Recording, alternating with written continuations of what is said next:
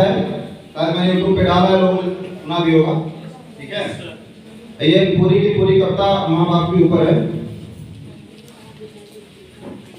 कहानी इसकी मैं बात बताऊंगा क्यों मैंने ये कविता लिखी है। चलिए ध्यान से सुनिएगा।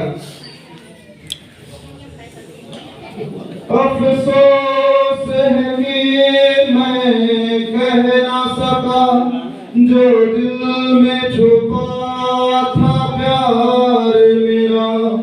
अफसोस है कि मैं सुन ना सका तेरे घुट घुट कर रोने की सदा। अफसोस है मैं ना समझ सका तेरे प्यार में गहराई है क्या। अफसोस है मुझको मुझ पर ही जो दुनिया की बातों में आ गया।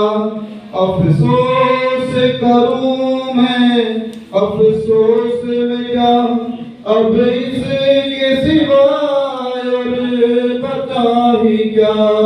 अफसोस करूं अफसोस में क्या, अब इसके सिवाय और बचा ही क्या।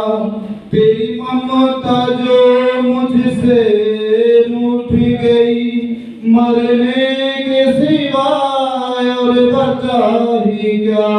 तेरी ममता जो मुझसे रूठ गई मरने के सिवाय और बचा ही क्या।